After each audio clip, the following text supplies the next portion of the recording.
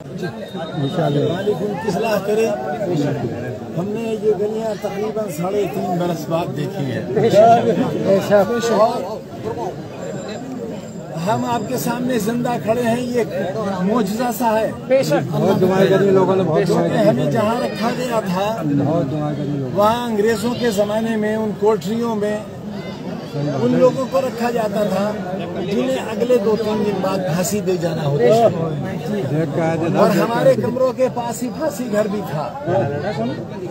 हम अकेले थे। अपने बच्चे के आने के बाद, बीवी के आने के बाद, बस दीवारें थी, छत थी। रात होती थी तो सुबह का तस्वुर करते थे और सुबह होती थी तो रात का सोचते थे। और इसी तरह आप लोगों से जुदा होकर बहुत कठिन वक्त गुजारा। क्योंकि हमारे आपके बीच की जो रिश्ते थे और जो रिश्ते आज भी हैं, उनमें तस्वुर नहीं था कि जुदाई होगी। जब बहुत छोटी उम्र थी तब मुल्क में इमरजेंसी लग गई। अलीगढ़ मुस्लिम यूनिवर्सिटी के हम सेक्रेटरी थे यूनियन के, तब भी हमें गिरफ्तार होना पड़ा था और 2.25 साल बनारस की जेल काटी थी। जब जिंदगी की शुरुआत हुई थी मेरे अजीजों, उस वक्त भी कुर्बानी हालात ने हमसे ली थी। और जब जिंदगी के इस मोड़ पर खड़े हैं, हालात ने तब भी वही कुर्बानी ली। 40 साल का कुर्बानी सफर बेकार नहीं जाएगा। और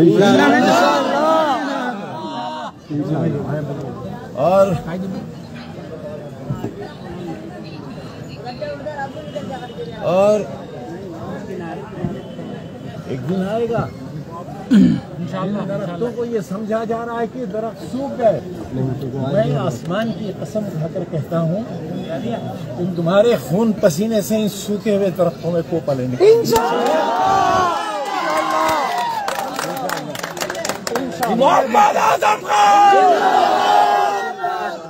सूखे दरख्तों में बहार आएगी इंशाअल्लाह।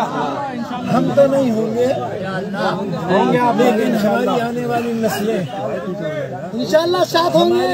आने वाली नस्लें इस तालीम के पौधे का एक बहुत बड़ा रूप देखेंगी इंशाअल्लाह, बहुत बड़ी शक्ल देखेंगी। तुम जियो हजारों साल आजम खान जिंदाबाद, तुम जियो हजारों साल आजम खान जिंदाबाद। लग गया आपको भाई।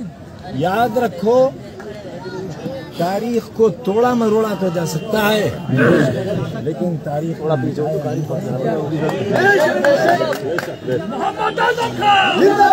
जिंदाबाद। हमारे साथ जो हुआ, हमारे साथ, मेरे घर के साथ, मेरे खानदान